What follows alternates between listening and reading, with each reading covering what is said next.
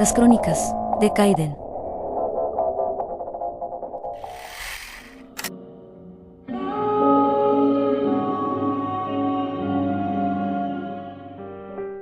Dicen los viejos que en los primeros tiempos, cuando los dioses aún caminaban entre los hombres y los animales hablaban con los humanos, nació el secreto del Nahual. Era la época en que el mundo era uno solo. El cielo, la tierra y el inframundo no estaban separados, y los seres podían cruzar entre ellos sin perderse. En ese tiempo sagrado, los hombres descubrieron que dentro de cada uno habitaba una chispa de la naturaleza, un espíritu animal que compartía su vida, su fuerza y su destino. A ese vínculo lo llamaron Nahual, del náhuatl Nuali, que significa lo oculto, lo que se disfraza o aquello que puede transformarse. El Nahual no era un mito, sino una verdad vivida. Cada persona, al nacer, recibía la compañía de un animal, su otro yo, su reflejo espiritual. Algunos nacían bajo el signo del jaguar y cargaban la fuerza de la noche. Otros bajo el del águila, con la visión del cielo. Algunos con el del coyote, astuto y cambiante, o con el del venado, símbolo de agilidad y sensibilidad.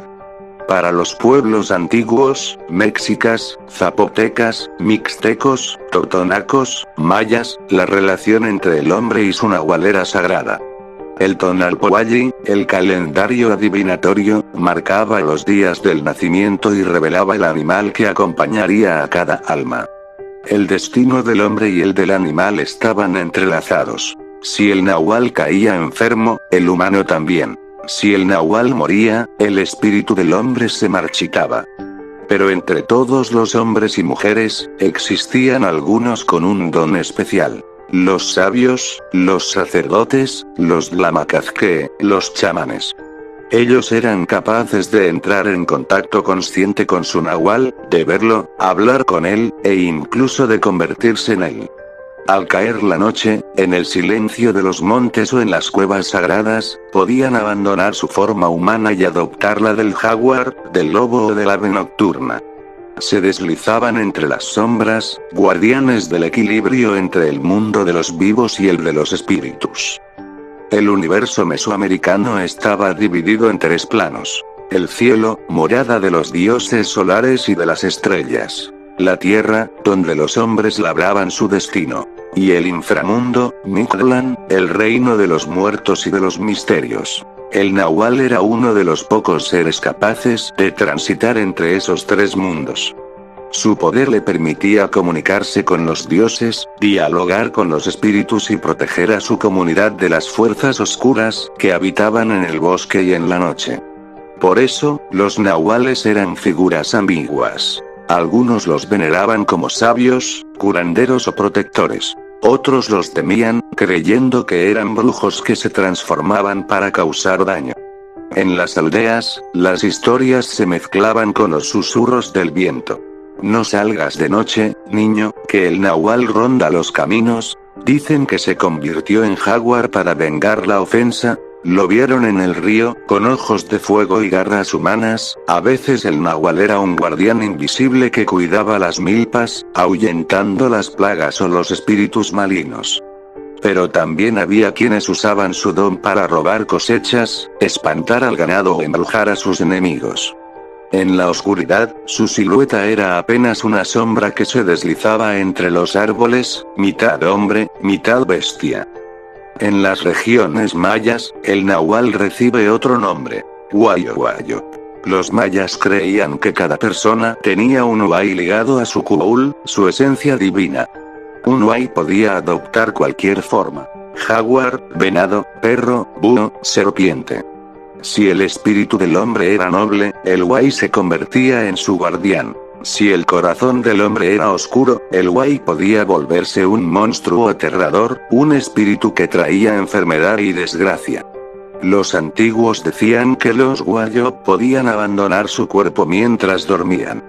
En sueños, recorrían el monte, hablaban con los dioses del agua o de la muerte, o buscaban venganza contra los enemigos del pueblo. Por eso, cuando alguien enfermaba sin causa aparente, se sospechaba que un nahual estaba actuando en secreto. En los pueblos del sur de México y Guatemala aún se cuentan historias. En las noches de luna llena, los perros aúllan sin razón, y las viejas dicen que es porque el nahual está pasando. En los caminos, algunos juran haber visto figuras humanas con ojos de animal, o huellas que cambian de forma en la tierra. Primero pies, luego pezuñas, después garras. A veces, un hombre desaparece al caer la noche y regresa al amanecer, cansado, cubierto de tierra y con los ojos encendidos. Nadie pregunta dónde ha estado, pero todos saben la respuesta. Los más sabios dicen que los nahuales no son malvados ni benévolos. Son el reflejo del alma humana. El que tiene el corazón en equilibrio puede usar su poder para curar, para proteger, para mantener la armonía entre los mundos.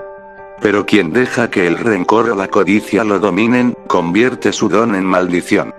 Porque el poder del nahual no viene de la magia, sino del vínculo con la naturaleza, y quien rompe ese lazo pierde su humanidad. Hoy, muchos piensan que los nahuales son solo cuentos antiguos, inventos de los abuelos para asustar a los niños. Pero en las montañas, en los pueblos donde aún se encienden velas frente al altar y se habla en voz baja de los espíritus, la creencia sigue viva. Los ancianos aseguran que cada persona conserva dentro de sí a su animal protector, dormido, esperando. Algunos lo encuentran en los sueños, otros en los momentos de peligro o de revelación.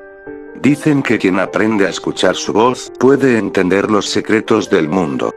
El nahual es la unión entre el hombre y la naturaleza. Es la memoria viva de un tiempo en que los dioses eran jaguares y las estrellas tenían nombre. Es el recordatorio de que no hay separación entre el cuerpo y el espíritu, entre lo humano y lo salvaje. En el fondo, todos llevamos dentro un nahual. Esa parte oculta, instintiva, ancestral, que nos conecta con la tierra, con los animales y con el misterio del universo. Así que, cuando escuches en la noche un aullido que no parece venir de bestia ni de hombre, o cuando sientas que el bosque te observa en silencio, no tengas miedo. Tal vez sea un nahual vigilando el equilibrio del mundo.